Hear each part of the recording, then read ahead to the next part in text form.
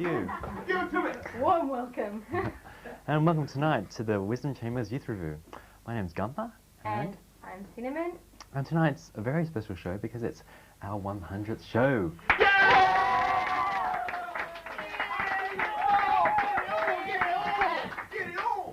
CTV1 has been in production for 7 years, and this show, of course the Wisdom Chambers Youth Review, has been going for 2.5 years. During this 2.5 years, we have had over 250 guests and I guess about over 100 presenters, which means CTV1 and particularly Wisdom Chambers Youth Review has given a lot of young people an opportunity to experience television. Out of these 100 shows, we've done 2 live shows, one from Darling Harbour and the other one from Bondi. But tonight, Gunther's going to tell us about tonight's show. Yep, and tonight we'll feature segments from the past and present, and because it's our 100th show, we'll feature shorter than usual segments, so we can include everyone. In between these segments, we'll show pre-recorded tapes which will feature our behind-the-scenes crew. Well, I think they deserve a round of applause. Yay!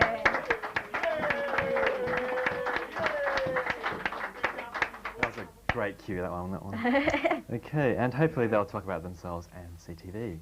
So tonight, our first segment will be the Couch Potatoes Revenge with Darren and Philip, followed by Dance Delivery with Josh and me, and then the Inline Blade Show with Cinnamon and Peter and Justin, and followed by Sexpression with Jerry and Gemma. The second half of the show will feature a book review by Nick and Andrew, Rock Job with Gemma, the Sports Show with Keith and Michael, Westie's Lifestyle with Darren and Phil, and finally there'll be Film Forum. But for now... Yep, we have to go to a tape, but don't go away, we'll be right back with Couch Potatoes Revenge with Darren and Philip. So, see you later. Hi, my name is Beth. I've been at the CTV1 for about several months now. I'm working at the moment as a camera operator, which is the area that I want to actually eventually get into in the film industry. This has been a great opportunity for me to learn hands-on what happens in a TV environment with other people about the same age. I recommend anyone should get involved with this who wants to see what the film and TV industry is like. My background is graphic design, and I've also worked at places like the Community Channel and the Australian Film, TV and Radio School doing voluntary work there.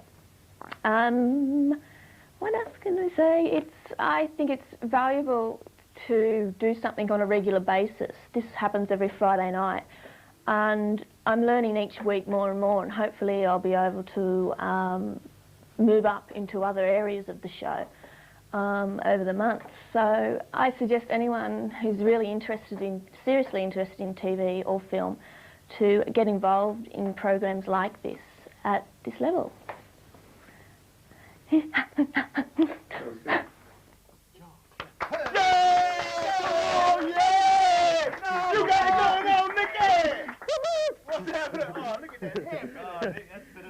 That's the only glimpse you get all night, I can tell you. All right. That's mad. So what's happening, Nick? Welcome to, first of all, Couch Potato Brothers and Sisters out there. We have a fabulous show. It's the 100th show. And with us, we have one of the founders of Couch Potato, who has gone on to bigger and better things. Soon to be featured in a comedy. One of the founders, point of order here, one of the founders. One of the founders. Tell us a bit about the Couch Potato series when you first baptised it with your... All right, well, just to kind of put in perspective for you, Darren, I was the founder. Right. And when we started way back when, there was no sound. So it was kind of like, you know, you'd mime into the camera and hope that people could understand what you were saying. But yeah, we progressed into lights, yeah, but it was still black and white, unfortunately. So you kind of had to play around that's all right. I'll and sort use of your go with our imagination. complexion, yeah, black and white. But no, that's fantastic, man. It's Did you like it? it's weird. We didn't rehearse that at all. This is the kind of show that it was back then. Obviously, you've taken it to a higher level. To a higher level. I'm pleased that there's a higher level of crap now on there. And sort of, we warn the viewers that we normally wear bibs so it could take all the crap that floats out of our mouth. The little plugs in our bottoms. But so, Nick, you started on CTV1, And, Yes. What was it like back then? I mean, was sort of the atmosphere that it is now, like this? Well, big all right, I started about 18 months ago, Mm-hmm. and like most people, I guess I just came in to kind of kill a Friday night, really. You know, Yeah. money'd run out. You know, clubs wouldn't let me in. Yeah. You know, didn't have any friends. You know how it is. Oh, Yeah, you West might End not, lifestyle, you Nick. know. You described the typical West End day. No friends, no money, nowhere to And I'm wearing a go. platter. What do? We take drugs. Come on. Or you go to CDV, which in my case is what I did. And anyway, things progressed, and finally I approached Zara and Isabel to do a TV review show, which I felt wasn't being adequately covered at the time on These CTV. things are never covered, are they? No, not adequately. And so that gap was bridged. And yeah, it was good fun. We had we had a number of guests on, including anyway, a number of guests, and yeah, it was good, but I don't think it was as well prepared as I think you guys have got it down to. And certainly I didn't have kind of a kind of host to A sidekick. spar off. Yeah, so I had to Or in recruit my people. case, a drop kick next to Yeah. So there was a lot more recruiting of the audience in my day than there is now. Like, So you come dragged on, people on the yeah, street, right. yeah. Yeah. So how did that the initial jump from CTV1 to a slot on Level 23, the infamous music program? Much vaunted. Yeah. Much vaunted, but Much right. flaunted? Yeah. Oh, look, it was just a matter of an audition, really. Yeah. Or about half a dozen auditions. Yeah. But no, they didn't come down here Mhm. and kind of scout me. But this is always a possibility. Yeah. So, but no, it was just doing an audition, and it was basically doing on commercial television what this is without a budget, you know. Right. Right. So yeah, it was a good thing to Suppose get that- first up because it was kind of the same. No, yeah, it was a good concept. The level 23. No, it wasn't, Morgan. No, it was. I feel. No, it was conceptually good. Some But, people have maybe said to me it's put TV back 20 years. Yeah. I feel that way too. 23 years, I'd I say. personally feel you were responsible for that, Nick. Well, What are you We're going to gonna say for sort yourself, that out mate? later with you, Nick. well, I'd be Yeah. lying if I said I hadn't. No. I mean, just I'm not going to say what I actually. Did you really- sleep with the wrong people, Nick? Was that what it was, well, Nick? I got on the show in the first place, so I wasn't even something right there. Right. But after that, yeah, no, basically the show was good. I mean, the feedback we had from people on the street was pretty good and was very good actually. And unfortunately, the makers of the program and the network involved didn't particularly get on too well. And so when there were instructions given to us to change the program, those instructions weren't actually filtered through. Right. So it was kind of, okay guys, here's your camera and here's your sound, go out and give us stuff. And it's like, oh, okay, well, Yeah. you know, it's very hard. But yeah, it was excellent. Excellent job to get first up. Yeah, I don't regret it all. Sure. So the Yeah. politics did infiltrate. Absolutely, and this is a phenomenon that we're seeing more and more in television these days. Yeah. So you also... Oh, he's a clever Nick. Nick, you were telling us about... It's clever Nick. Clever Nick. Well, come on, man. I've seen it. You Nick the Dick. That's Well, that's another segment I have. come on, Phil. Yeah. Sorry. You're now featured on... You're sort of appearing now in a show soon to be seen on Channel 7 Network with Georgie Parker and Bruce Spence called Over the Hill. Tell us a bit about that, Nick. No. No? You don't want it? Well, I'll have to beat you up there, nigga. Yeah, that was a show. It's due out on November the 28th. Mhm. That's November the 28th. 7:30's Monday. That's 7:30's Monday. Yeah. On It's Channel not 7. Tuesday, no. No. And it's going to run for 14 weeks because that's how many episodes we did, including the pilot, which is the...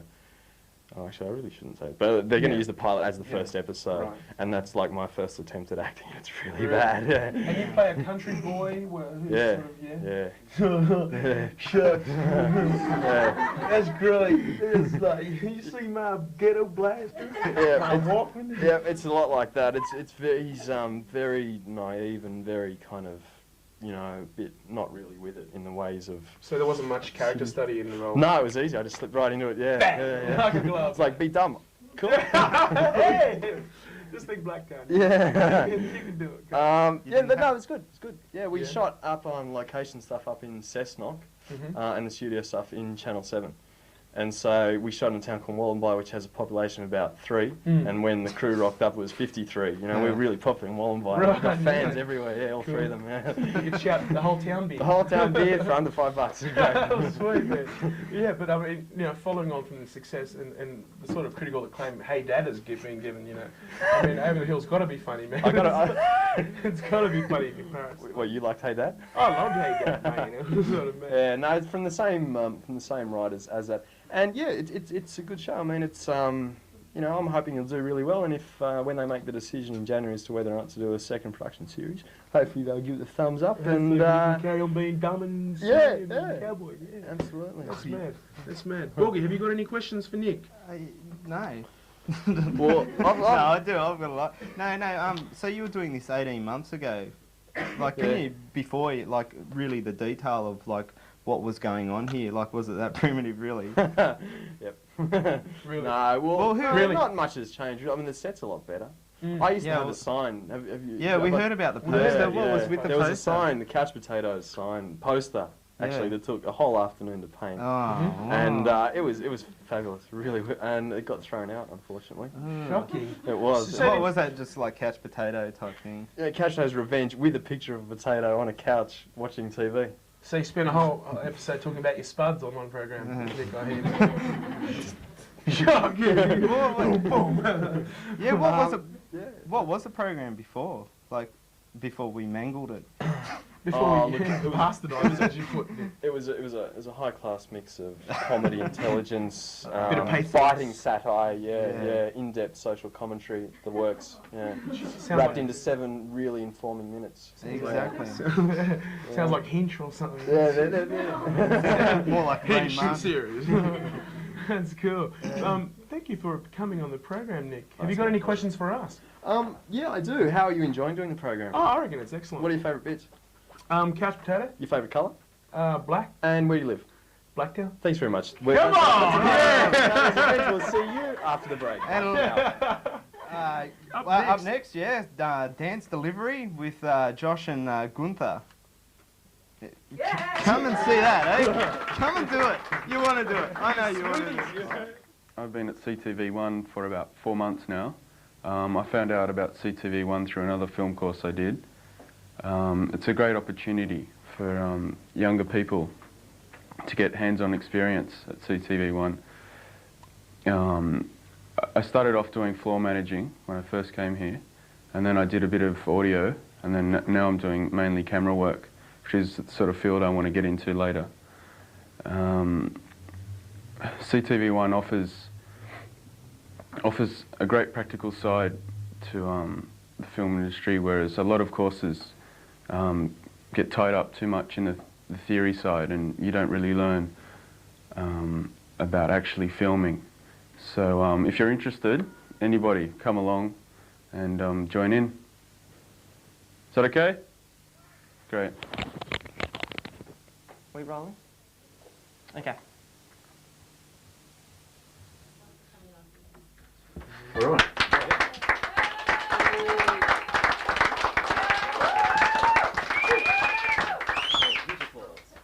Welcome to Dance Delivery once again. It's been a while since I've been here.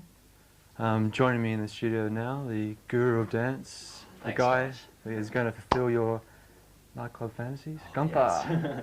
How are you? Oh, okay. How are you, Josh? How's your last week been? I've been pretty hell. Good old uni and stuff like that, yeah. Uh-huh. Anyway, I think we better get on to the old dance delivery. Yeah, we'll give you a brief summary of what we're about. We just like to review any news that's happened in the dance scene, and that encompasses where you can go and to sort of boogie.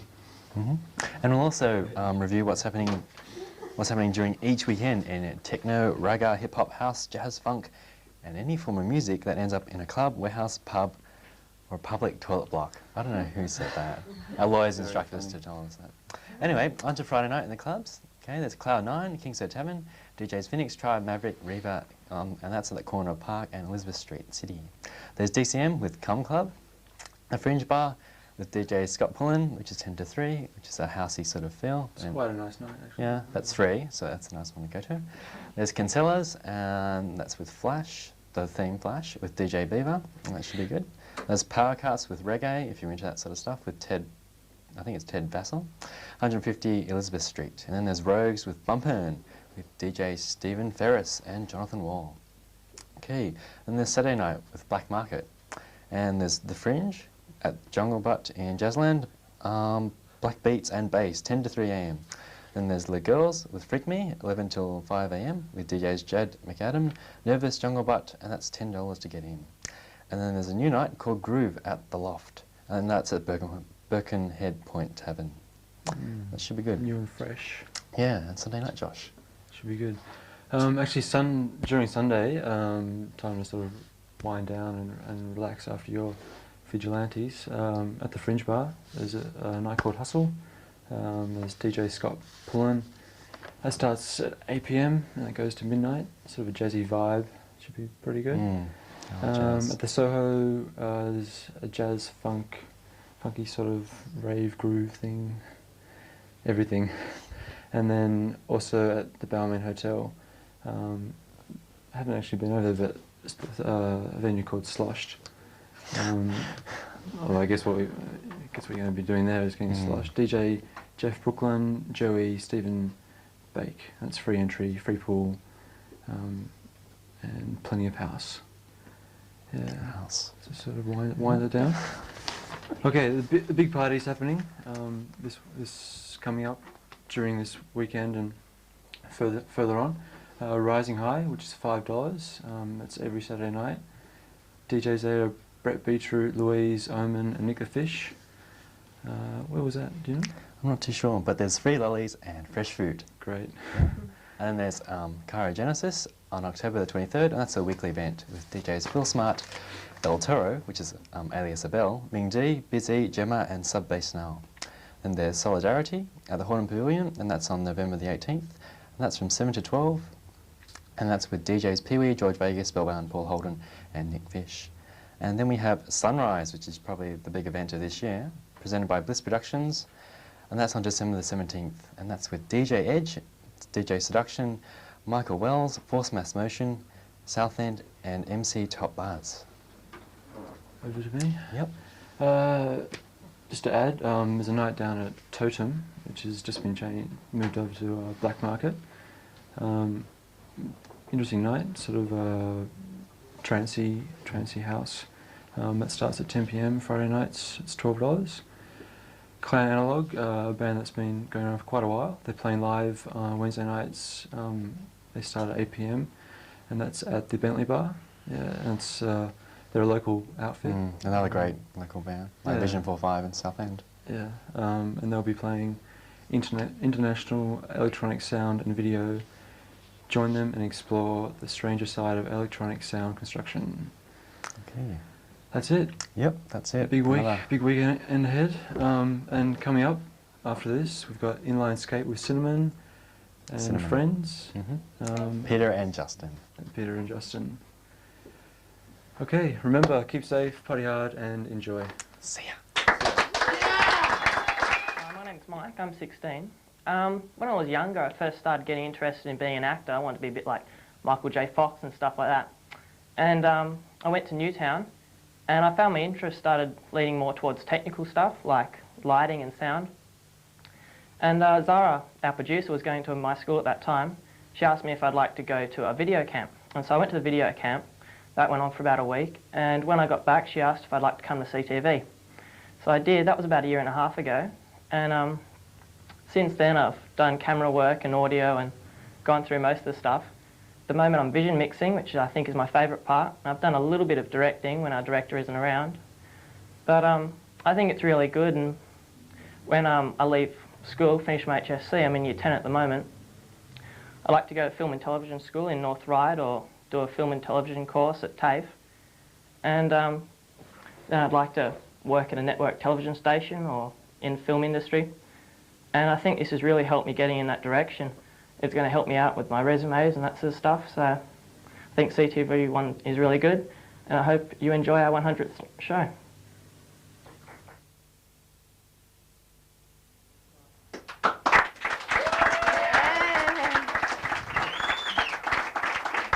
You're watching the Inline Skate Show, And I'm Cinnamon Pollard, and this is Peter.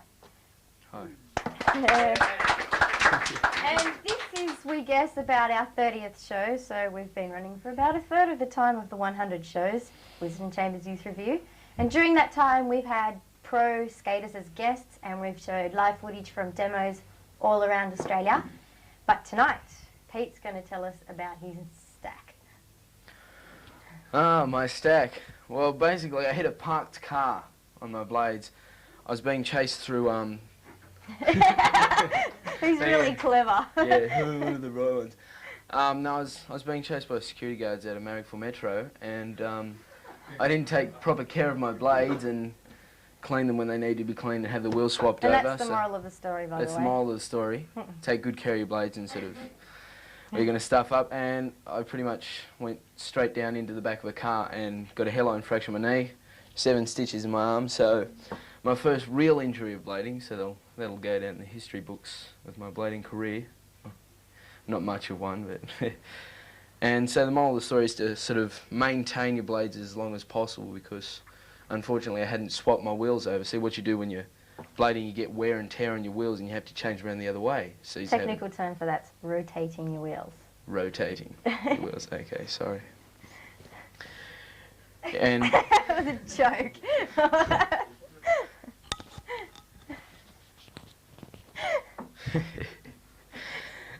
anyway, yeah, you have to take care of them so they're going to last a lot longer, so you don't have to fork out any money. Yep. And I'll just give you a brief rundown on what's happening in the skate scene at the moment. First of all, the NIS competition has just been held in America, and Australia did very, very well. We had 5 people came in the top 10. The best of all, of course, was Tom Fry, who came second in ramp to Chris Edwards, and he came second in street skating. So overall, he did best in the world, basically, because he came second in the 2 events. And more close to home is Scotty Crawford, who was a member of the AAS, one of the Manly Blade skaters. He came 8th in ramp, so that was really good. Coming events is for those really keen skaters. I'm talking really keen here, you've got to be at Manly at 6:30 on the 30th of October, which is my 21st. Just by the way. And get on a bus, you go down to Canberra, you skate all day, you skate the bowl, you skate around the roads, and because Canberra is such a design city, apparently street skating's really good. And then get on a bus and you get back to Sydney at 10:30 that night. So that's a Sunday for all you keen skaters. It'll be a really good event, it's a social event. And the most coming up event is Wednesday night for beginner skaters is City Skate. So you meet at Manly Blades, or you can meet at Circular Quay, and you skate around the city, and it'll be at a good pace for people who aren't used to skating street, who aren't used to skating fast, or who aren't as fit. And that's about it in the skate world. Any news? Well, I'd have to sort of guarantee Belconnen it's a pretty wicked skate if you're looking if you're sort of beginning, it's sort of a bit of fun, but if you know what you're doing, it's a really good day's skate. That Belconnen you know is in what you're Canberra. doing. Yeah. Yep. So now we'll throw to a tape, but following that will be Sexpression with Jerry and Gemma.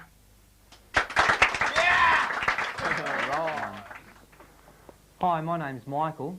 I've been here at CTV1 for about 1.5 years now. I'm actually the director now.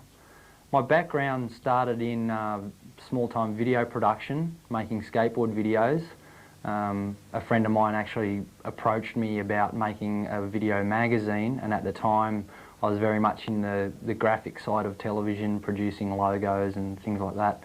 So we banded together and made a video called Screenzine, where I did a lot of the editing and graphics for that at home with domestic equipment. And what happened, a friend of mine who was already doing a segment here at CTV1 about skateboarding actually invited me in to do an interview about the video that we'd produced. And having me, being so keen on video and all that kind of stuff, I was very interested in coming back and checking things out more and seeing how everything operates here. So within the first week I became co-host of the skateboard segment, and that went on, doing news items and stuff like that for the show. Then at about 3 months into my time here, I became director, and that involved taking over, you know, ordering people around and doing vision. I was very interested in vision mixing at the time, so I was doing 2 jobs at once, vision mixing and directing, which was it's quite a task.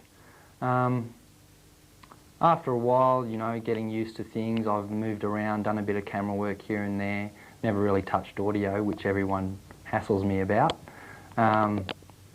We also did a Christmas show for last year where I thought, you know, it'd be a good chance for me to show off my techniques as a graphic artist on the computer. So I produced, you know, tape intro segments with, you know, CTV1 logos and stuff like that. So at the moment, it looks like I'm directed towards TV graphics. Anyway, this is our 100th show tonight, so we hope you enjoy it. Have a good time.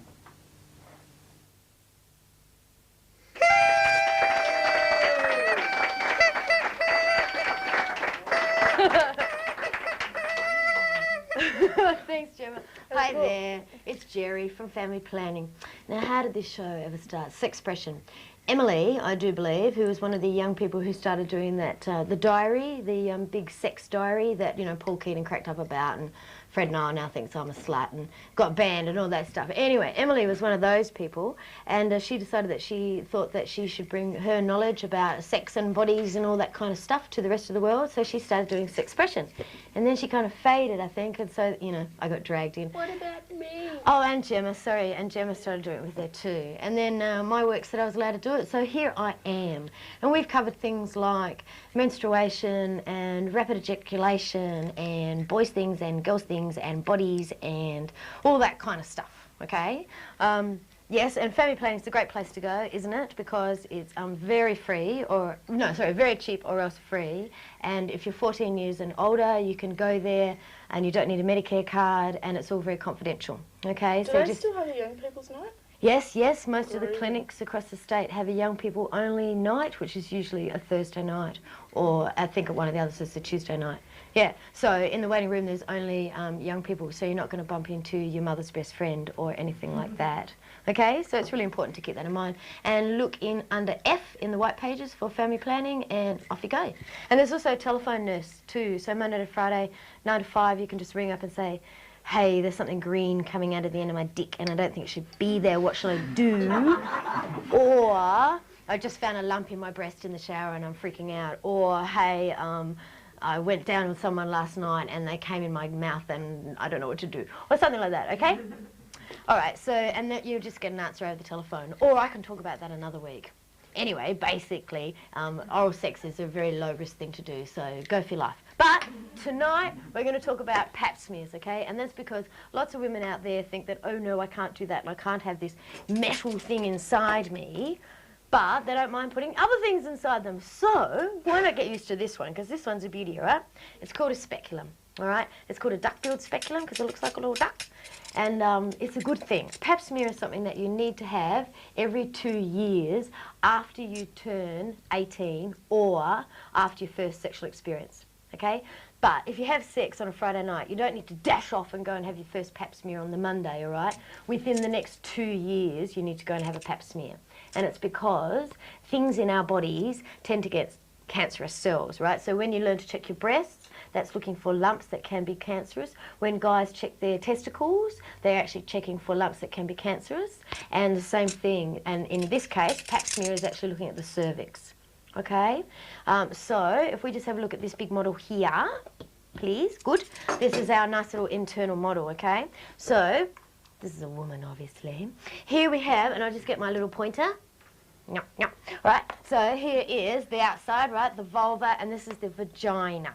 All right, and remember too that the vagina is only one part of a woman, but in this case we do need to talk about it. Okay, it's not the good little sexual bit, that's the clitoris, but we've talked about that before. Okay, here we go. Here's the vagina, and by the way, it's not this big gaping number. All right, right. Women aren't an inch apart while we're all sitting down. It's actually close together. Okay, the muscles of the vagina are actually rings and layers of muscles that are close together. They sit next to each other. They're touching. All right, But for the purposes of this, goodness knows why, maybe a man drew it, has never seen a vagina, I don't know. But anyway, here it is, okay? So Maybe Fred Nile drew it. Right. I don't think he'd even know this much detail. Right, here's the vagina, okay? Up the top of the vagina is the cervix. Now the cervix has a tiny little hole or opening in it, and if this little penis, right here, were in this vagina, now it would naturally have a condom on it, okay? But if it didn't have a condom on it, because these people thought that pregnancy would be a good thing,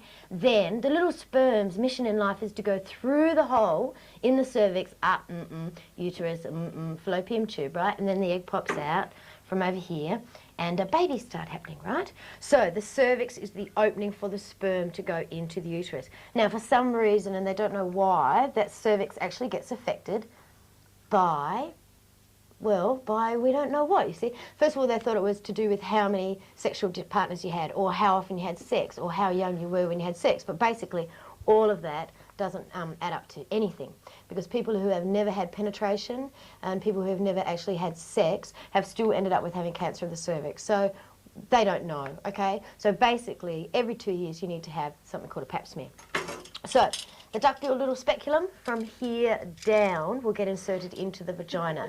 So if it's freezing cold weather, then they heat it up, all right? Because you don't want this big freezing metal thing going into your visit. Ooh, not good. All right, so they heat that up, and then that much will get inserted into the vagina. Now remember, girls, that the vagina is these amazing muscles that can stretch for so far that a baby's head can come out of, can stretch enough for a penis to go in, or whatever else, you know, to go in there, as long as it's safe and there's a condom on it. All right, so the speculum going in is not really too spooky, all right? And if you're feeling actually quite nervous about it, then the vagina can dry up a little bit. Then in which case they'll just like whack a bit of the old, you know, wet stuff or KY jelly onto it, or so slide into your vagina. Right, so once it's slid into the vagina, then it would get raised, right, like this, so that a doctor or a nurse with a light behind them can look up the speculum and have a look at your cervix at the end. All right, so on this diagram, it would be like this, right? But we'll put it sideways, just so that we can see what's happening. And then the nurse will, or doctor, but I say nurse because we use nurses, will use one different type of spatula, okay? There's this little brush one here, looks like you should clean the toilet with it, yep. Right, there's this little one here which has got a little twisty number on the end, or there's this one, something like out of the Flintstones, right? All right, so I'll use this one. So the little spatula goes up through the speculum and goes, touches the cervix and it goes 360, takes the little cells from the cervix, takes it out, whacks it on the glass slide, and off it goes to the lab. So it's really easy, okay? The best way to describe how it feels is uncomfortable or a little bit of discomfort. Like, I've never known anyone to scream, and you don't go or anything like that. It's not like this huge amount of pain, but yes, you know, if you've got 100 women in a row, some would say, oh, it hurts a little, and some would say, nah, I don't feel a thing, okay? But I've never heard anyone like really scream or freak out about it. It's really quick, very quick thing to do, and the person that's doing it, if they're very, very skilled, and of course we are at family planning because we do it all day, every day, then they will actually talk with you and make you feel quite relaxed. And remember too that the vagina is moist, and it's actually moist the whole time, okay? It's more moist at sometimes during the month than others, but it is moist the whole time, and there's secretions in there, which during sexual excitement obviously make things yummy and guzzy and wet. And the same thing, it's actually moist in there when you're having your pap smear, okay? And remember too, if you're really nervous, it'll dry up a bit, but let the nurse know, hey, I'm a bit nervous, it's my first one, and they'll whack some lube on it, okay? So basically, that is a pap smear, that's what it's about. It's quite quick. Do I have to go faster? Do I, someone? Oh, right, okay. So that's it, okay? And I always think that it's the best thing to go to someone who really knows what they're doing, and they do it a lot. And also at family planning, we're all women. Okay, so, and you can actually bring your girlfriends with you if you want to, because they can put like a sheet over your legs, and you can, like, you know, dig your fingernails into someone if you're really having a bad time about it. Or, you know, bring someone with you if you want to, that's fine, you know. I don't even think they'd have a problem if you wanted to bring a partner or something. Okay, so thanks, Jim. Wow, you heard that board, great. Let's whack that down. That's it for pap smears, but can't let the 100th show go without doing the old demonstration of the condom onto the penis banana. Okay, I apologise, they're all circumcised, the bananas, and I apologise that they're all white, but I didn't make them. They're waterproof. There are black ones though, aren't there? Well, we painted some black, but the lube made it come off. They're water pistols. Yeah, dear. They're water pistols. You can buy them from sex shops at $3.50, or you can come to us and buy them from us. We don't have a sex shop, but we have a shop that's got like great bits and pieces in it.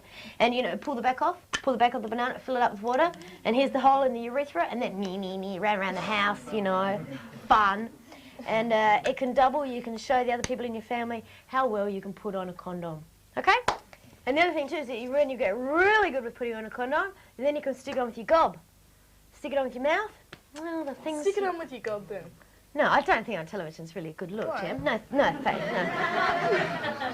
I'll show you later, honey. Okay. Oh. Okay, right. Remember, first thing, when you buy condoms, check the box and check for the date, the expiry date, number one, and there should be a little symbol in the corner of the box. I know you can't get it on this, but anyway, it says Australian Standard Approved or British Standard Approved. Okay, if it doesn't have that, don't buy them, okay? So just look for that, look for the date, and that's it. Most condoms that you buy in their little sachet already have a certain amount of lubricant in them. If they don't, it will state it, okay? Now remember that condoms like lube, okay? They like to go together. They like the lube helps them to stretch better, okay? So it's a good thing. And most people do like a bit of kind of squishy sex, so, you know, it aids it in more ways than one. Now, the big trick here is that lots of guys say, hey, I can't feel the sex so much when I'm wearing a condom. So, then we all know the trick to that, don't we? You just put a tiny little bit of lube, right, on the end of your finger on the end of the penis before you put the condom on, okay? And for a lot of men will actually say that that brings back a bit of sensitivity that got lost. Why does that work though? I don't understand. What, well, because usually the head part of the penis is the most sensitive, and if it's circumcised, it's kind of near the circumcision, the actual cut, and just most guys, you know, like it. Well, that's my experience, Jimmy. Okay. No, but that's what we teach people. It's a good trick, and it will work for some and not for other people. But so most men say that it brings back a certain amount of sensitivity that the condom takes away. I guess just because it gives you that extra bit of slip before the connie. Okay, watch out for your fingernails, watch out for your rings when you open your condom, and stick it on your hand, okay, and just have a look at it. Because it's rolled up, you need to be able to look at it and work out just with your brain, a bit of common sense, which way it's going to unroll naturally onto the penis. And you can just look at it and think, right, if I attempted to roll that connie down on the penis that way, right, it would drag the skin of the penis. And some people might enjoy that. But for the purpose of this, you know, okay, so grab the condom, hold it pinched with fingers and roll with the other hand, okay? And hold it pinched the whole time. And that's so you've got the little space at the top of the condom for, obviously, that's it, the cum, the ejaculate, the spoof, sprog, sperm, whatever you want to call it, that stuff, all right? But also, I keep it held so I don't have a big air bubble up there. Because if I've got a big air bubble up there and then you've got the motion, the friction of sex, then it may burst as well. Okay, so there we are, there's a little black condom. And if you screw up the first time you try and put it on, you should use another one, shouldn't you? Yeah. It's really hard to attempt to get one that's already opened up back on there. Okay, so, you know, me and Jim, you know, with our plastic penis here, we like lots of lube, lube, right? Sex, right? Then withdrawal needs to occur before the penis has gone bleh. Okay, before it's really, really flaccid, still needs to be a little bit firm, and someone, usually the owner of the penis, will hold the base of the condom when I'll hold they it, withdraw. it's mine. All right, you hold it then. I'll hold it. And right, so you hold the condom, yes, as you withdraw. See the TV there? Hold the condom, yep, as you withdraw from wherever you've been. All right, and then roll it up. Roll it up, and then when you get to the top is when you need to be a little bit careful about spillage, okay? Because you've just done the right thing, using the condom. You don't want to. You make sure the vagina is far further away at the time. Yes. Make sure the vagina is somewhere else. Well, yes, but that's if you were penetrating vagina. You could be penetrating somewhere else and use the connie as well. Yeah. Well, but whatever particular orifice has been used in the situation should be. Lovely. Oh, that's lovely, that is. Right, now. And I was quite eloquent, wasn't I? Oh, you were. And then we take it off, tighten a knot, and stick it in the bin, okay? Never, please put it down the toilet, because it's not so fair. And then it goes out into the ocean, and then the little dolphins and the things have to swim amongst it. That's not fair, okay? If you're going to be doing it, then look after your bits and pieces, okay? So thanks, Gemma. You were so No good at worries. that. You were good. All right. I'm a pro now. Yeah, yeah. I'm a Oh, and remember that lubricants are good things, and you should only use water-based ones, and there's yummy flavoured ones now, okay, like this sort of one here, Silk, which is kiwi fruit flavoured. You can get all sorts, Wet right? stuff Peppermint, have put spinach, out chocolate. lots Yeah, of wet flavoured stuff that ones. go for heaps of flavours now. So as long as it is water-based lubricant, it's an okay one to use. So KY wet stuff are really common ones, Muco gel really common, but now they're bringing out all these yummy flavoured ones, okay? So do it, and may you all have safe sex, and may you have enjoyable sex, and please remember that sex is not just always about penetration either. There's lots of other things to do. Use that imagination and do it safely, and make sure that you always do what you want to be doing. Okay? Great! Oh, guess what's next? The book review with Nick and Andrew. Thanks, Gemma. Thank you, Gemma. 4.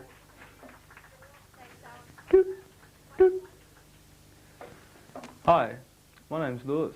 I got introduced to CTV because a few of us in the local area worked on some videos for South Sydney Youth Services in combination with family planning on homophobia. One was on, and the other one was on safe sex. Anyway, at the launch of one of these videos, we got approached by a woman that was involved with CTV, and a couple of us were asked if we'd like to come along and get involved and take a camera out and just basically have free runnings of whatever we wanted to do. My sister took it up more than I did, and she's ended up producing the show. And but I've sort of gotten into it more now that she's involved, and I've found myself doing a bit of basically everything. I think it's not just good as far as learning's concerned. It's a good sort of social outlet as well. Like you can get involved with all the facets as well as get to meet new people.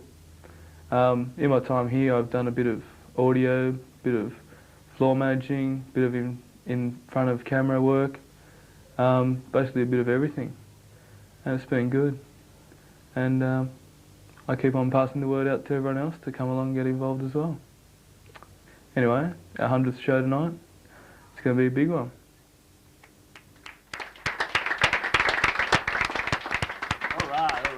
All right. Woo. My name is Andrew Wakari, and I've been in CTV for 15 minutes.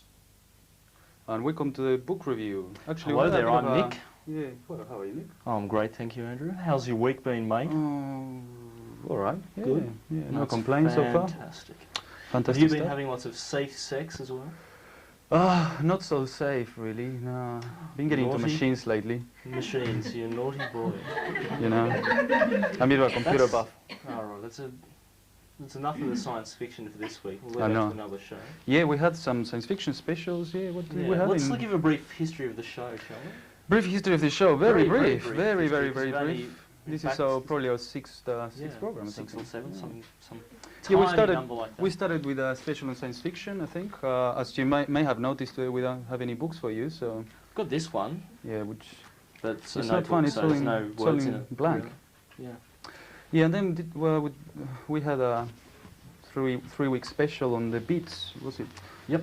Jack Beats. Kerouac and beat poetry and William Burroughs. Yeah. William Burroughs, that was the last one. Yeah. We had a hard time actually finding a name for the show. So it This is is a book review, the book show, Yeah. bookworm, but well, we said Oh, well, book anyway, review. it's just the we book actually and tried related it. Book matters. review, book-related matters. Yeah. Yeah.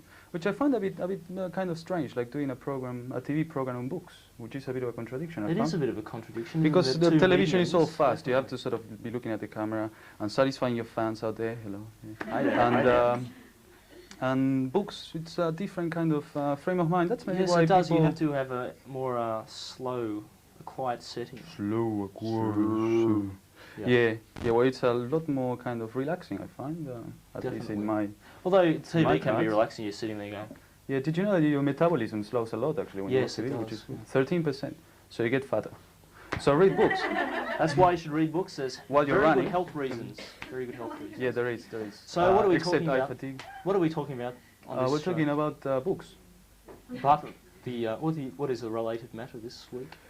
Well, related matter this week, we're talking about ourselves and libraries. Actually. Libraries. You did a bit of a research on I did a libraries. bit of research. I made a phone call. I didn't actually get down to Waterloo Library. That's operated by the South Sydney City Council. Around this area, there's one in Surrey Hills at 405 Crown Street. So how many libraries are around the area? Around here, operated by South Sydney Council, is about 5. There's one in King's Cross, one in the one in Surrey Hills, the one at Waterloo, it's down there. Should talk about the State Library. Yeah, we'll talk about that. Yeah, a bit later. Sure. I'll just get through the details. Go for it, man. Yeah, because what I think we'll do in future is mention what the reference number is at Waterloo Library. For because I mean books are so expensive nowadays. I mean, how much is? Yeah, why buy them? Anywhere between $10 and $20 for a book, so it's a bit steep. But that's why these magnificent places. That's why libraries are so good. They're one of the few social resources that are still remaining. That heaven help us. It's fun to actually walk around there. Like usually, if I don't do anything with a Sunday afternoon, I just go there and read. Heaven help us if ever libraries are.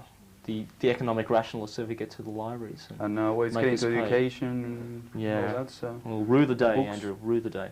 Anyway, so there's 405 Crown Street, the library, Surrey Hills Library. There's one at Waterloo, at the Town Hall, Waterloo Town Hall, 770 Elizabeth Street. The phone numbers and the addresses will be flashed after the credits of this show. The hours for libraries operated by South Sydney City Council are 10 a.m. to 6 p.m. Surrey Hills is open on Saturday morning. Yeah, they open pretty late, some of them. 9 yeah, the one in my area, right, opens till 9 o'clock. There's also the home library service. The phone number will also be flashed in the credits. And what do they do in the home? It delivers books to anyone who is unable to go to the library. Or unable to actually lug like a really long like book. 6 like books. you list per James yeah, you're allowed 6 books out. So, so they delivers to books. Yeah, to anyone who's bedridden, invalid for any reason. So you can order pizza? No, not pizza, just books, unfortunately. Yeah, you just call the home library service up on 698-5637. That number again, 698-5637. You'll have to have now. Shut up. Don't send any bills. Do not send any money. Money, bills, etc. You will have to present a doctor's certificate as proof that you're an invalid or unable to get down to the library. So if you're a big smoker... What if you're a bit stoned, Yeah, don't bother. Hey man, smoke to me. No, that won't work, so... You can get someone to read the books to you, eh? Yeah. Well, actually, you can get taped books, you know those books on tape? Tape books, yeah. They can deliver them to you. Yeah, so you don't have to even be... No, you don't even... You have space. Wonder if the person actually puts the tape in the machine for you. Wouldn't that be fantastic? It's true, in the future we won't have any arms or legs. No, I don't. Yeah, just roll us down the hill. Huge head like this big with a huge brain. With a telephone implanted. Yeah, and telephone implanted inside our brain. So you can order food. And a fax machine. And a fax machine. Yeah. I told you that's enough of the science fiction. Enough science fiction. Yeah, anyway. Other library services offered by South Sydney Council include story time for young children. That's storytelling. There's a local history collection. Foreign language books available in Arabic, Spanish, Greek, Turkish, Russian, Polish, Vietnamese, Hungarian, Chinese, and others. English? No, they don't have any. No, sorry. No English? No. Oh, well. They also have foreign language newspapers, Chinese, Russian, and Spanish. Interlibrary loans on foreign language children's books in Dutch, Russian, and Chinese. Many other stuff. Yep. That's from the State Library. You can get interlibrary loans if you want a certain child's book. Yeah, it's a really nice place, the State Library. Oh, it's fantastic. We'll talk about that really in a nice minute. park as well. Shut up. They also have a migrant reader service, something similar to that. South Sydney Council also operates a literacy program for which I don't really know what it's about. But, no, I don't know absolutely anything about it, but I'll get onto them next time for all about that. What else? Oh, more on that page. It's a bit of worry. The computer catalog. I'll talk about the computer catalog system at South Sydney Libraries. You look for the book you want under, say, the subject. So, say you want a book on sex, right? You type in the word sex, and the screen will fill up with books on sex. Wow. And you select the one you want. You look at the little number. and you go to coin in the peephole? No, you don't have to even do that. You just go to the like all these shells will have numbers on them. So the Dewey, the wonders of the Dewey decimal system. That's right. Wonders of the Dewey numbered from 0 to 1000. So say 100 is the philosophy section. That's right. I know Yeah. That's, and the 800 has another philosophy. Yeah. But anyway, no, actually, all 800. libraries usually have like a little. Yeah, it'll have a little card explaining what the number is. But anyway, the computer catalogue will say what the number is, and so you go to the appropriate point on the shelf, and you because you can get lost at libraries, can't you? It's very easy. Well, my word. You're looking for sex, and you end up reading ethics. Or You can also look up. That's very funny, Andrew. You can also look up the author. So usually Brown. Say you're looking up John Brown. John Brown. Type in John Brown. The Amazing Life of John Brown. By John Brown. By John Brown. And a little number again will pop up and details about the book, publishing details, etc., etc., etc. John Brown Publishing. Also, of course, the title. That's a very. So the ABC of flower arranging, you're looking up, you just type in that, and the appropriate book title of your choice will come up on the screen. Yep. Yeah, they have machines now, which I don't know if they help much, but. What sort of machines are you talking about? I know you're obsessed with machines. Yeah, this is a computer catalogue. Computer, yeah. So. Let's talk about the State Library then, shall we? Yeah, State Library is a building. Where is it located, Andrew?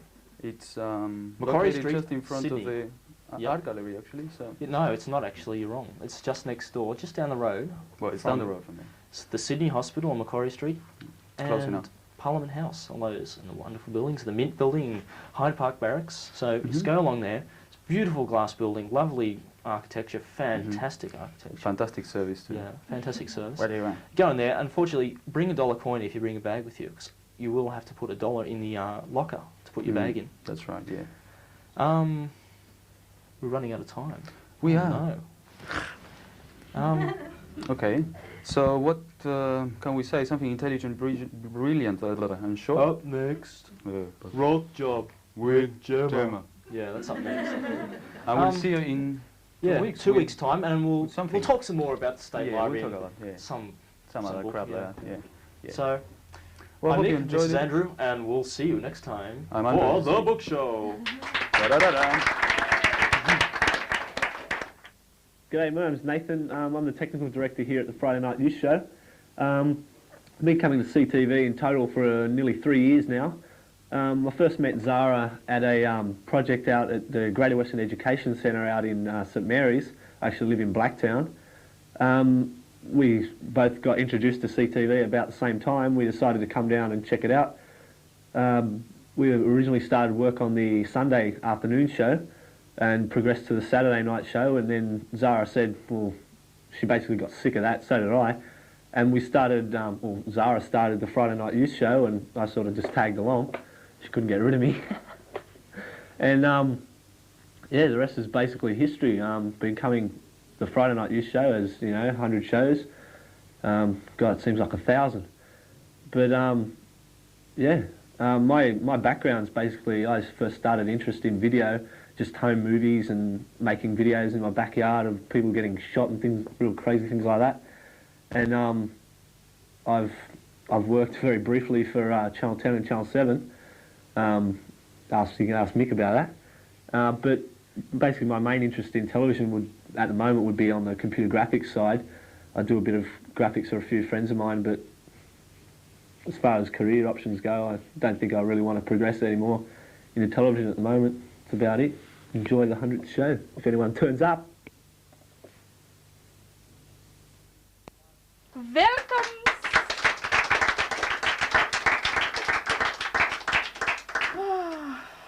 Hundredth show, Mum. Got Mum here. This is Rock Job, by the way.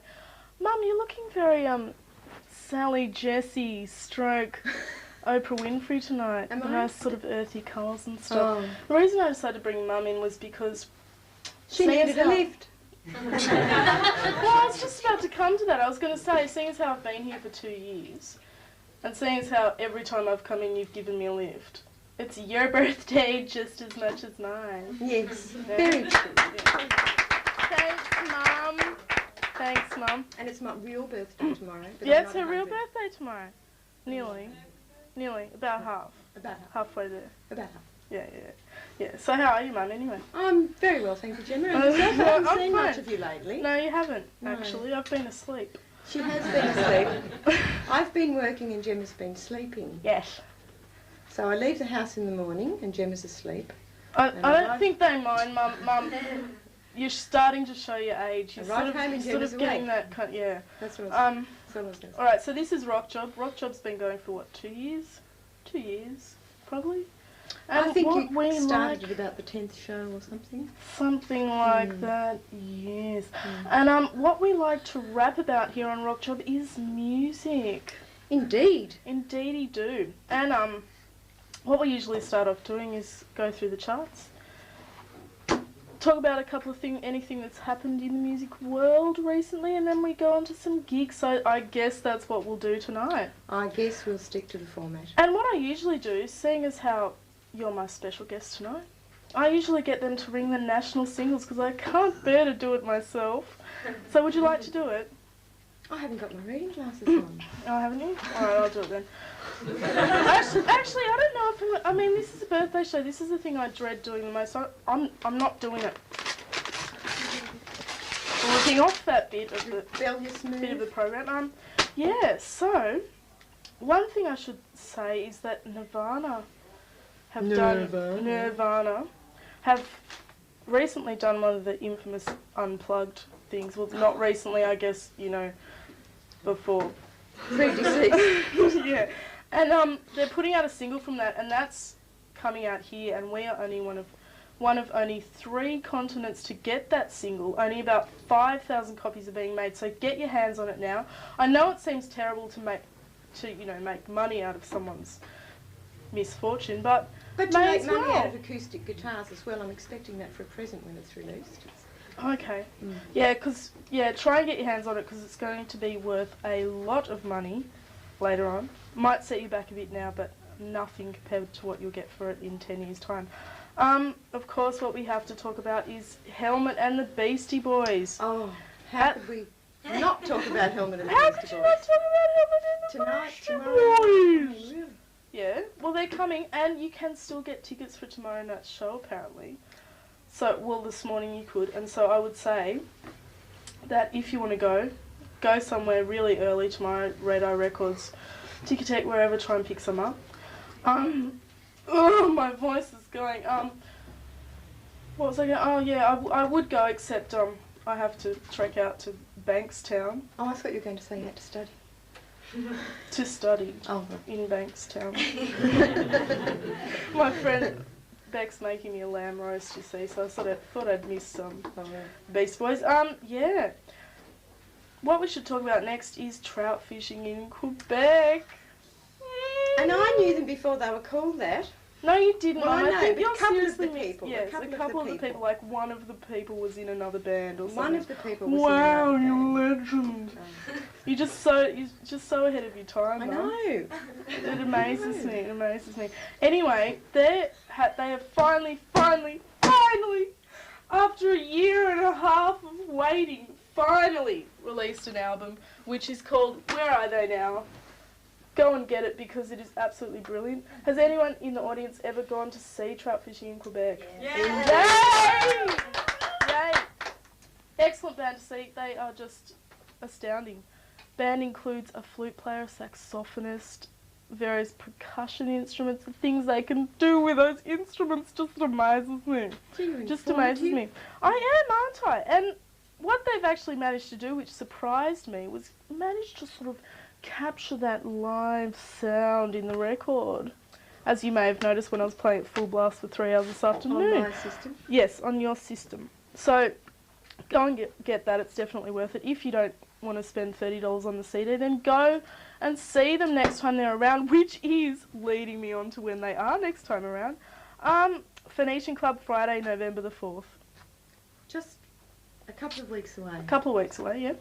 And if you can't hang on till then to go see a gig, go to the Metro on October 23rd. That's sometime next week, isn't it? Yeah, it is. Mm-hmm. Because they're having an all-ages show. Only costs $10 at the door, and it features the meanie, smudge, spiderbait, noise addict, and spitterfigger. Aren't I good for pronouncing that? I had to practice for about half an hour. But yeah, and finally for tonight, Bug and Freudian Trip playing Sandringham Hotel tonight. They're So saying go that and tonight. see them. What time are they on? What? What time are they I don't know. on? They'd be on about 9, I think. Oh, Yeah. I'll miss them. Bomber. Bomber. Anyway, that's about it for tonight. Coming up next, we have the sports show with Keats and Michael. Keats. So we're looking forward to that, guys. Check you later, because I won't see you for a while, because I'll be studying. Bye. Hi, my name's Zara. I'm the producer of the youth show. I've been here at CTV1 for almost 3 years. I moved into South Sydney 6 years ago and became involved with videos with South Sydney Youth Services and the Family Planning Association, and then came down to CTV1 and worked on the Saturday and Sunday night shows, and then was approached to start up a Friday show which turned into the youth show, and which has been going now for 100 shows and 2.5 years. So during our time on air, we've done heaps of spectacular things, like our CTV's first live show from Darling Harbour, a live show from Bondi Pavilion, huge Christmas shows, huge Easter shows and huge birthday shows, and just heaps of huge stuff. And tonight's going to be even huger, because it's our because it's our 100th show. I also work at Metro Television doing the youth programs there, and the other thing is that the youth show is also screened at the Community Channel in Centennial Park. So I hope you enjoy the show, and when I grow up and get old, I want to work in theatre. Thanks. Welcome back. This is of course the sports show. I'm Keith, and with me tonight, as usual, is Michael. How are you, Michael? Great to be here. I hope everyone's enjoying the show. That's right. Well, just basically, briefly, the history of the sports show. The sports show was originally a segment of the Couch Potatoes, or Couch Potatoes Revenge, that Nick started, and it eventually came out and we came out and did our own show. And it's been going for about, or probably the last year or so, and Michael, you've just only recently joined us. Yeah, I'd say probably 3 or 4 months or something like that. Well, basically, what we usually do is obviously give you updates of all the sports scores and results, and during the football season, we usually follow South and give you information of where they're playing and last week's scores. But this week this is a short show, so we're only going to talk about a couple of things. Yeah. Michael, you can... First of all, we're going to talk about the football. The Kangaroos have just gone over to England for the 18th Kangaroo Tour, and they played the Castleford Tigers on Wednesday night. Australia won the game 18-36, but I think that's the best opposition we've faced so far, because they scored about 2 or 3 tries and they made us work, and that'll get us ready for the first test on the 22nd of October, so that'll be good. Have you got any thoughts on the game or anything? Yeah, well, I mean, through the game, Jimmy Sedaris is now got 2 broken ribs, and he's probably be out for most of the tour. And I really doubt that he'll even play in the first, probably even the second test. We'll probably have to wait to the French league, French part of the tour before he can probably make a comeback on the paddock. We've had a few incidents now that have happened. Dermot. With Paul Soon and Dermot, what's his name? Dermot.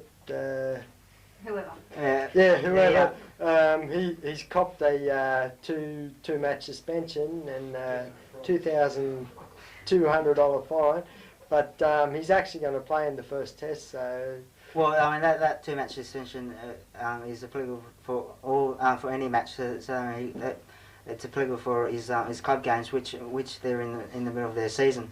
So I mean that's virtually useless anyway. And I thought it was just a slap over the wrist for an incident like that. A pretty light sentence, and I think they should have gave him a hard sentence so all the other players can play within the rules of the game. Well, we'll probably finish it up there for tonight, but I can tell you now.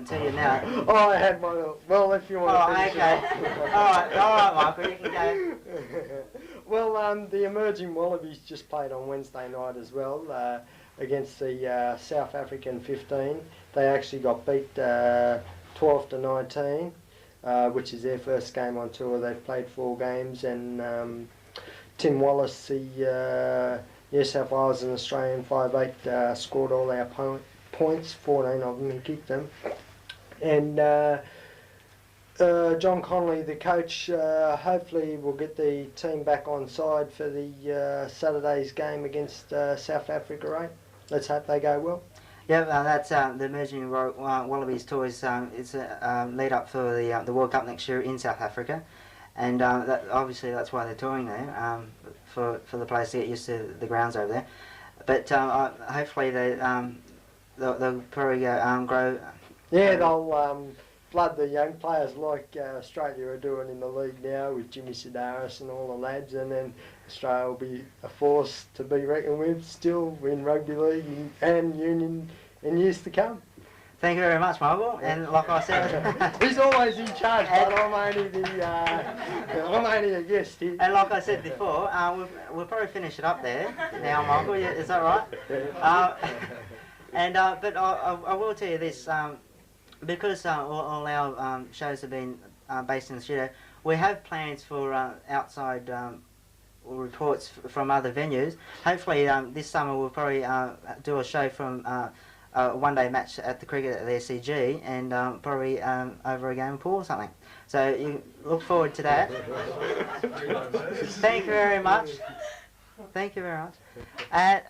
The next up is the West East Lifestyle with Darren and Philip.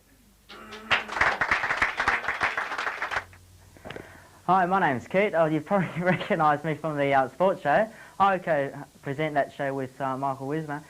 I first became involved with CTV1 7 years ago when it first started, and then I had a long break there for a while, for about 3 or 4 years, and then came back to the Wisdom Chambers Youth Review with Zara when she came up with the idea and started producing the show.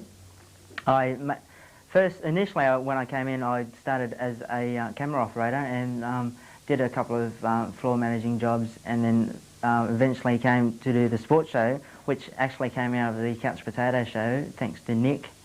Well, basically that's what I do at the moment. Hopefully, I'm not really sure what I want to do when I grow up, if that ever comes.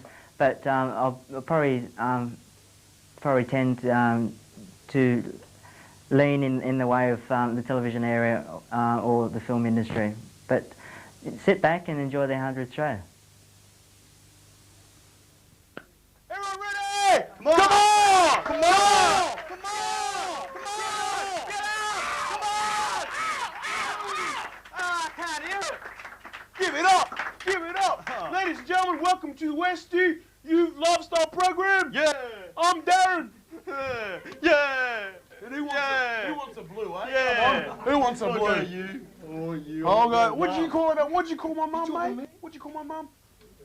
Ladies and gentlemen, welcome to the Westie Youth Lifestyle Program. And unlike all the other programs, this wasn't here when we started. Because there was no Westies here. We made it because we wanted it. We made it, and they asked why, and we said, because we want to, mate. Because we want to. And there's the camera there. See? Camera, guys. That's it. That's yours. You trying to jick me, ain't you? Nah, man, that's like, it's cool, huh? Boggy, where have you been finding it, I've been finding it good. It's a chance to express myself rather than bash someone, Darren. Yeah, it's good. It's good. I feel this sort of creative experience allows me to sort of get on the night without having to steal any cars, mate. Yeah. Isn't that good? I mean, before I leave the house, I just... Look at that. I know what a camera is now. He's had practice looking at cameras from the detention centres. Profile. Yeah, give it up! Yeah! Give it up! Come on! We're ready! We're hyper! Yeah, so Boogie, too hot. Too hot, too black, too proud, too strong. Too strong. I feel good. Yeah, Boogie, so what's been happening in Blacktown, man? Blacktown, let's talk about Blacktown. A city on the move. Yeah, city on the move, 515,000 population of a Sydney 3.7 million, Darren. Crime rate of 85%. Excellent. But did you hear about the hospital thing with Blacktown? No, I didn't hear. There was a problem with the hospitals that after surgery, you know how you go to post-operative, you'd know. And what happens here is that the patients were being actually wheeled across a road at Blacktown. There's a road separating the post-operative at Blacktown between the surgery, and that's true. And what other town in Sydney will that happen? Like you're waiting at the lights and it's going. There's someone there that just had a heart transplant. She goes, ah! I'm dead, I'm dead! And you know what happens? Everyone crosses. That's right, they open her up again, there's all these mini wrappers and stuff in the body. We ain't transplanting none of this. But that's a true story, Darren. That's a true story. They had to get wheeled across the road. Shocking, Borgie. What does that say about Blacktown? It's a city on the move. What does that say? That's pretty sad, man. That's right. That's it. We've got the latest thing. These are all true facts too. The pride of the city. This is the story here. I won't go into it. But they're actually building. It's not the paper. That's just paper. I can read. Pride of the city, but we won't go into it. But what they're actually doing in Blacktown, there's an estate called Woodcroft. And I know the estate. Woodcroft near Doonside. And what it's funny, it's in the middle of all these places. Doonside, Blumpton. They have Huntington Heights, Woodcroft, Kings Row, the dress circle of Doonside. This is the elite. The only difference is they've got bloody burglar alarms and the garages go up and down with a button thing. Technology. Yeah. Anyhow, what they're doing is they're building a big lake out there for recreation. All right, so we can go fishing in the middle of Doonside. This is true. So you're going to be going to your mates, you know, I'm going fishing for perch at Dooney. At Dooney, mate. No. Well, I reckon we get a new scam, Borgie. We set up your pool and we put 6-packs and stuff at the bottom of the pool and have to go fish for your piss. Well, this is it. There's going to be windsurfing. Cool. At Dooney. Dooney. So we're going to have wax heads. Yeah. Well, wax heads, it's mad. The new subculture. Reading its way into the Westie lifestyle. Well, this is a place where we can dump I think bodies. it's much needed, man. We haven't got a rave scene. We haven't got much surfing. Yeah, this is funny, eh? We've got Newtown's got the bands. It's funny. Newtown's got the bands, you know. The ravers have got their industrial kind of buildings and things like that, and all the people at the West, we've got fishing. And fibro. And fibro, yeah. What an upbringing, mate. Ladies and gentlemen. It's strong, and that's brilliant. Yeah, I just find that really hard to comprehend. Yeah, fishing in Doonside. In Doonside, it's just not something that's not. Occasionally, the policemen have to go fishing in creeks for bodies and stuff like that. Never fish. Well, this is where it originated. I feel. That concept. From the concept of actually drowning people and they're fishing up their bodies. I bet you the fish smell a lot better. Bad joke, come on. Get out of the gutter. Get out of the gutter. No, actually, talking Keaton, that we're talking about filming, you know, things at pool table and sitting cricket ground. What about, you know, filming us in the gutter? Laying in our own vomit after a Saturday night. Oh, beautiful. $1 drinks night. And we can show everyone welcome. That'll be the true Westie lifestyle program. This is it. Pelican spewing? Virtual. Have you? Sorry, pelican kissing. Ever heard about that? No, Borgie. It's Westie culture. It's when you throw up in someone else's mouth. And then they throw it back up. It's like the fish concept. I call it Siamese kissing, Siamese vomiting. It's like two Siamese brothers joining a mouth and one has to vomit. Shocking. Think about it. Beautiful. Get aware. I was wondering, I was asking Jerry actually after that Sexpression talk. She was talking about the flavoured lubricant. I wonder if they have any Vegemite flavour then. Vegemite lubricant, baked beans, you know, Nutella. What is it that you need a water-based lubricant? I don't know, Borgie. Not that has anything to do with the price of eggs on the Sorry? latex, eh? Latex. Yeah, and you don't want to get it on the latex, do you? But, so You got any flat air rubbers for it, mate? I like yeah, Westie contraception. What's that? It's a fist. Sorry. What's that, Boogie? Get out of the gutter. Sorry. You got it, boy. No, this is just goes to show that, you know, that We ain't got no class out of Blacktown. Ain't got no sense of timing, no sense of political correctness, nothing. Boogie, you're the most politically incorrect person I've ever met. Sorry, Darren. You be covered out in nickel paper, correction fluid. Got to get you fixed up, get you to the garage, a new job, get your front loaded, to the windows, and there's fluffy doors out the front, man. You want to drag Matarana? You want to drag Matarana, man? Come on. But take you on anytime, man. Anytime. What else has happened in What? What else has happened in Blacktown? There's been arson, Darren. And what happened today, Borgie, mate? This is true story. True story. We're in a bottle shop today. True story, mate. Can we get a close up? We're in that true story Get today. the veins on his forehead. This is a true story. It's like an episode of This is a true story, mate. We're in a bottle shop buying beer, and this bloke, one No, of we're our buying- friends, ran up and he had all blood all over him, and he said, "Man, No, this is true. These dudes have gotten me with a baseball bat down the station." So me and Boogie hopped in our combi van with a few other guys. Hey, we ain't that brave. And we went down there and we found this guy, hey, Boogie. We all hopped out of the car. I had my sonnies on. Where are they, man? I had my sonny. I said to him, what did you say about my mate? What did you say to my friend? What did you say? This guy bolted, didn't he, Boogie? He's bolted, man. We all hopped in the combi and chased him. And we saw this stupid dude, right, jump into a creek, man, with all his clothes on. But he was that scared, he jumped We into... said, where is he, man? Where is he? And up he comes all dripping, and we go, Boogie's going, yeah, I want to cook dinner for you, man. I want to cook dinner for you. Making him feel childish. It wasn't a broom, Boogie, to But be part of that. this is I went exactly justice. I felt like the equalizer, mate. It was. Yeah, I feel like Edward Woodward, man. I do you some good. Yeah, it was good, mate. It was it, and it was without violence. It was Okay. without violence. It was just sort of more intimidation. It wasn't, we didn't, yeah. Man. In that combi van, you know, I'm going to kick your head in. That's more violent speech, nothing like violent vocal sort of...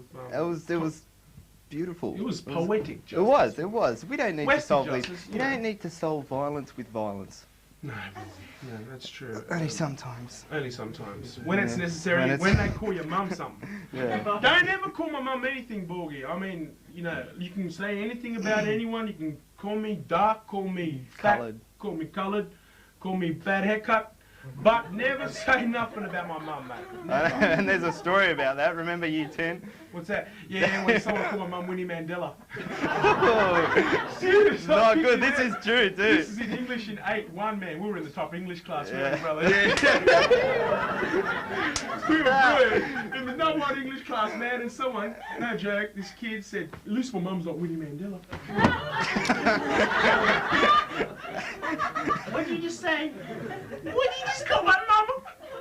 There was tears in my eyes. Because you know when someone calls your mum something, if something touches a nerve, you don't want to... You're forced to take on powers you never thought you had. No, what did you say, man? What did you say? We just called my mama, man!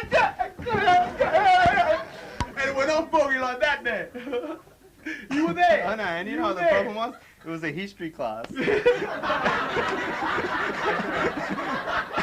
they were giving a talk about equal rights. That's right.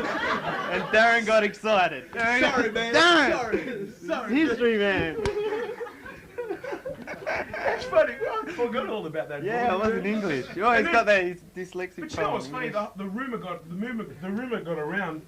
As if I need a microphone anyway. The rumor got around that this guy had called my mum Winnie Mandela, and because my mum's a school teacher in Seven Hills, she's taught almost everyone in the school. They all ganged up on him for just answering some history question. They kicked him out of the school for that. Poor bugger. Poor bugger. Don't pick on Darren's mum, mate. Don't pick. What's the lesson, Boogie? Don't pick on Darren's mum. Speaking of mums, your mum's turning 21 today. She is. She is. This is an interesting thing. What's so funny about that? What do you say funny about that? As soon as my mum was born, they took an egg out of her. As soon as my dad was born, they took the sperm out of him and they put it together, and I grew up with my mum as a sister. This is serious. And which presents problems when you fall in love with I her. fell in love with my mum, and we had a child together, which is my first child and my mother's grandchild. And it plays ding-a-ding, ding-a-ding, ding-ding, ding-ding. Someone has a deliverance, man. It's got an arm going out of its head. It's shocking, man. We all call him Dickhead. Yeah, that's bad. But yeah, your mum's turning. That's incredible, boy. That is funny. We're going to look out for your mum on Beyond 2000, are we? What you can do with a bit of Vegemite and a Petri dish. Bogey's mum. He just germinates. Bogey wasn't born, actually. He was spat and germinated, isn't that right? You're born of the golly of a Westie, man. That's cool. That's cool. Bogey, man. We have to go now, brother. Yeah. But it's been fun, and we were glad and very happy. Our Westie Flanners were full of joy and stuff for being here on the 100th program of CTV1. Oh, and remember to put your Ugg boots in the cupboard. Summer's coming up. That's right. Yeah, but they wear them around and they put holes in the front because they think it's cool and it's not. Summer. You know, my touch footy team started out the other day. We got started Ugg boots, mate, to play. Yeah. I got Ugg boot airs, mate. Ugg boot airs. A little picture of Michael Jordan on the side of them. They're running. You run in Ugg boots. You can run in. Fabulous. But we got to go. We got to go. Bogey again, man. Take it easy, bro. We'll give him the old black handshake, Westie handshake. Yeah, come on, nigga, come on. That's it. After you have a shake, you have to have a blue. Yeah. It's compulsory. Ladies and gentlemen, I'm Darren. That's Phil. We're the Westies. We'll be back coming up next. Coming out next with Film Forum with Aaron, my man, and we'll be coming back next week. And thanks again. Happy birthday, CTV1. Ciao! Come on! Yeah. My name is Josh Bullen. I've been here at CTV for a few months, roughly 3. I've been, Gunther, another member of CTV, and myself have been doing a show called Dance Delivery, coverage of sort of places where you can go in Sydney to boogie and just release, I suppose. I live in Darlinghurst and I study communications up in Newcastle, and I'm majoring in photography and hopefully get into film and TV. Learn about the film industry and so forth. I've also got a keen interest in photography.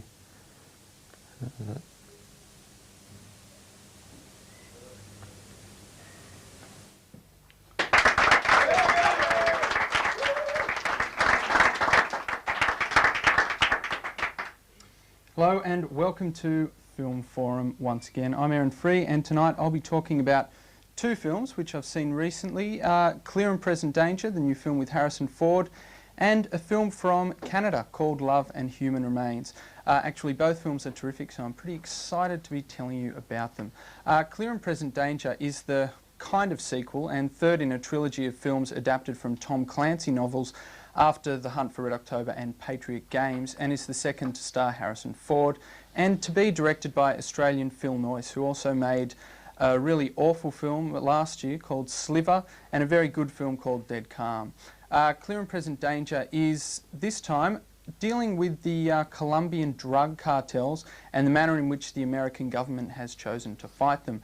The story gets underway when a friend of the president is killed by these drug lords, and he brings in the CIA to sort of, you know, wipe them off the face of the earth, so to speak. Harrison Ford is brought in to head the CIA and also to man this mission against these drug lords. But there's all sort of covert things going on without his knowing. As you know, if you've seen Patriot Games, you'd know that Harrison Ford's character is very upright and very righteous, and he doesn't stand for this covert sort of nastiness, which involves the CIA actually bringing in an outsider, played by Willem Dafoe, who is kind of a freelance bad guy. They bring him in with a group of soldiers, send him into Colombia just to basically kill and destroy the entire drug syndicate. Of course, Harrison Ford finds out and he's not happy. The film is extremely good, well directed by Phil Noyce. He really knows how to film action sequences. Harrison Ford, once again, is terrific. James Earl Jones is in it as well, Anne Archer, and Willem Dafoe, a great actor. brilliant in films like Wild at Heart and several other things, this time in a more mainstream kind of film and doing an extremely good job. He's very charismatic and very rugged and a nice sort of counterpoint to the very straightforward Harrison Ford. Willem Dafoe is more a man of mystery and really makes the most of this role. Action sequences in the film are absolutely mind-blowing. One scene in particular where a group of bigwigs from the FBI and the CIA are kind of caught in a crossfire by soldiers from the drug cartel is dazzling, and I think without doubt one of the best action sequences ever filmed. The film is fantastic. It is long, running for about 2.5 hours, but it's paced so well that it seems like, you know, a normal length film, 90 minutes. It is complicated, so my advice, watch it carefully. If your concentration falters for even a minute, you will be completely out in the cold. So it is a demanding film, but if you watch it carefully, it's not hard to follow at all. The secret is to keep your eyes on the screen and keep listening. So, you know, don't go to this film, you know, half asleep or something, because you'll be in trouble. Very good, very entertaining, and it's on everywhere, so if you're interested, you can see it at just about any cinema in Sydney, I think. Out of a ticket price of $11.50, I would give this film $10.50. It's very good and an experience well worth checking out. Another great film which opened a couple of weeks ago is one from Canada and is directed by Denis Arcand, whose last film, Jesus of Montreal, was an absolute classic. This is his first film in the English language and is adapted from a play by Brad Fraser and details the lives and loves of a group of 20-somethings living in Montreal. It sort of covers every sort of gender and sexual preference. The lead character is a former actor on a sitcom turned professional waiter who is gay, who lives with a bisexual woman. His friend is a sort of raging misogynist, and then he has a burgeoning boyfriend and a young busboy at the restaurant that he works. Characters sort of everywhere of all different types of persuasion. So there's someone in this film for everybody to relate to. The script is very witty, very sharp. The performances by the actors, who are all unknowns, are all extremely good. The film well directed by Denis Arcand, and if you're in the mood for something different, this is something which you should definitely seek out. It's playing at the Academy Twin, and also, strangely enough, for a film of this kind, it's also on at Hoyt's in the city. It's called Love and Human Remains, a great film, one that I would definitely recommend. Out of $11.50, I'd probably not quite as good as Clear and Present Danger. I mean, this is a much smaller sort of film, but if you're in the mood for something different, then this will definitely be your cup of tea. And out of $11.50, I'd give this one a 10. Thanks for watching tonight. I hope you've been enjoying the birthday show, and that's all. Oh yes, up next is the close with Gunter and Cinnamon. Good night, and I'll see you again next week. My name's Gunther. It doesn't work. Sorry, I have to do it again. Okay, another countdown, yeah? 5, 4... Hello, my name's Gunther Hang, and I host the employment section and also the dance delivery program here at CTV. I've come down here to CTV to get some work experience, and I like doing it because it builds up confidence within myself. I'm also studying design at the University of Western Sydney. I hope to get into film, possibly direct and do some cinematography, and maybe I'd like to work for SBS or ABC and do stuff with the graphics. Other than that, I live in Sydney, and I like going to clubs and stuff like that, yeah. Is that enough? Unfortunately, the time has come for our 100th show to close. Oh. But on a happy note, I'd like to begin the close by saying that I, and I'm sure everybody here who has been part of CTV1, if not from the beginning, who's just become involved, are proud to be involved with CTV1.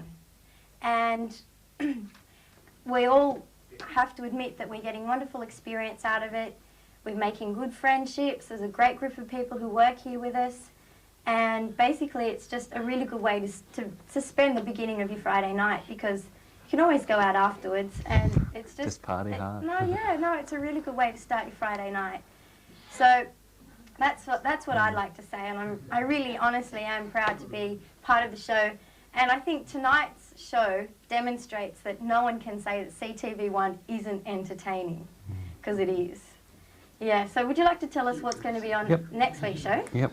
Next week we have my employment section with me, and we have the Westies Lifestyle and Couch Potatoes with Darren and Phil, and we have Film Forum again with Erin, and Sports Show with Keith and Michael. And because tonight is our 100th show, we thought it appropriate to bring to everybody's attention and bring in front of the camera Zara, our producer,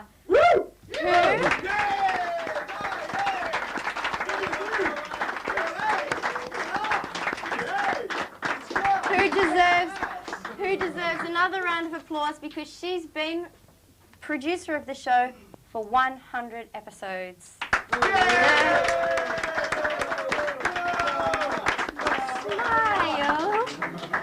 Smile. And a huge round of applause to my assistant producer, my mum, Isabel. Yay, Isabel! Tell her to come on. Don't be shy. Come on. No. All right. Well, on behalf of CTV1, Gemma would like to present Zara with a little, just a small token of our appreciation. I know I got it. This is to say thank you for all your hard work and effort and patience and tolerance and sense of humour and other nice things to say about Zara. Ability, maturity, because Zara, you're only 18? 18, and she's produced 100 shows. It's yay! Amazing! She's amazing. I'd just like to thank, what was that? There's more. Cake. Cakey. The big finger market. Is there? Yeah, I'll hold it up to the camera. Hold up to the camera. Okay, it's all for me. Gemma. That's CTV1 birthday cake. It's plastic. We used it for the Christmas show, remember? Wow, thanks a lot. Totally unprepared, of course. I didn't see anyone whisking around giving their money to my mum or anything, so gee, what a shock. I'd just like to thank, you done? Yep. Want another one? Yep. Okay. I'd like to thank all the cast and crew who put in a wonderful effort tonight, some of whom were late, but they did end up getting here. What are you saying? Better late than never. And to the dedication of so many crew and cast members who've been here for ages, and Gemma has been here for nearly 2.5 years, and Erin, and Nathan and Kate and everyone. So, and also a huge thanks to our director, Michael Mulhall. Thank you!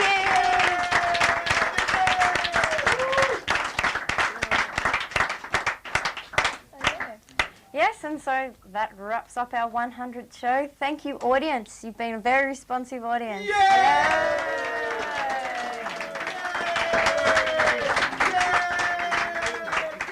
And most importantly, thank you to you viewers at home. Yes. All three of you. Now you have to stay tuned to watch our 101 show. Yeah, the show will go back to its old format, won't it, next week? It will, but it will still be great, of course. But you have to stay tuned now to watch our show jingle, which is quite amusing. I feel like we should sing though. Happy Sing birthday. along. Happy birthday!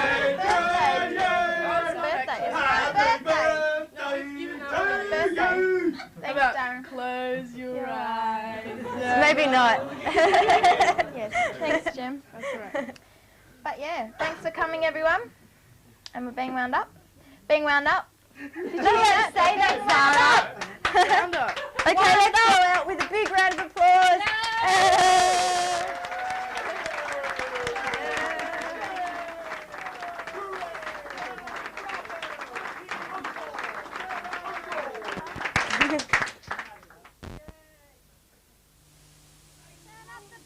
Is that you, Rod? This is me. Oh, wow. This is a thing I whipped up because I like whipping things up. It's a song about CTV. Please play it for us. All right. Okay, cool. Open your eyes. Look around you. What do you see? People being happy. Smell the air. Make love to a tree.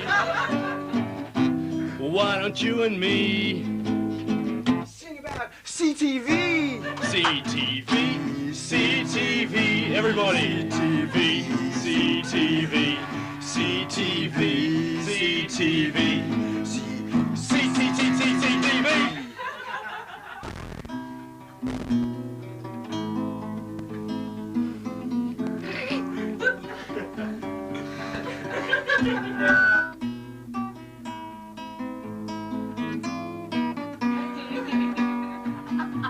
You'll laugh. You'll cry. You'll learn a lot.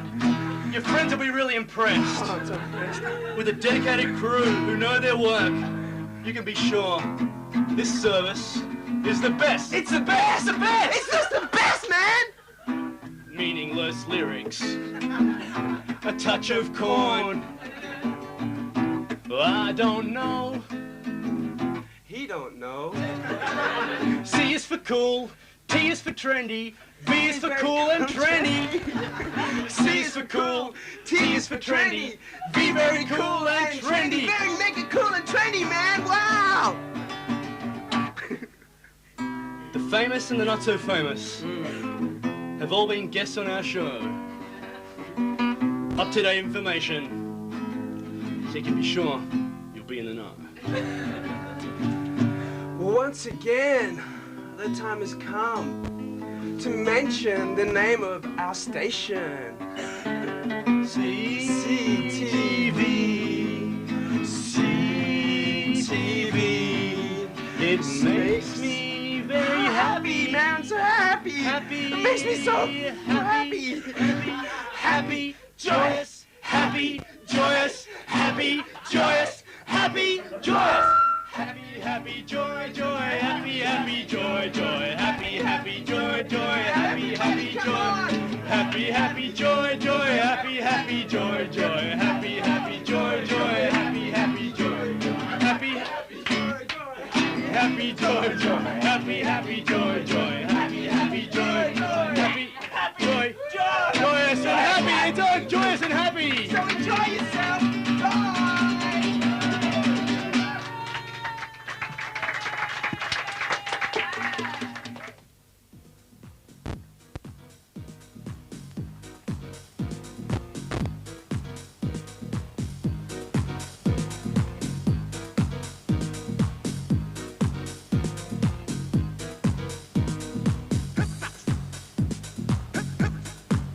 The Groove Train with Triple J.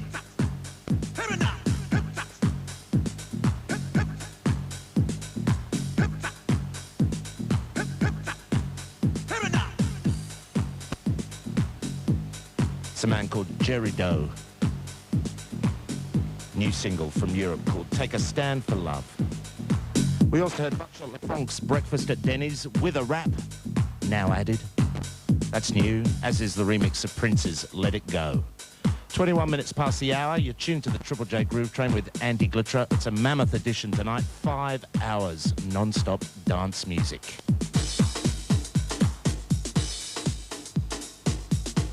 This is an outfit called Eve. New single from them, Groove of Love, a remix by David Morales.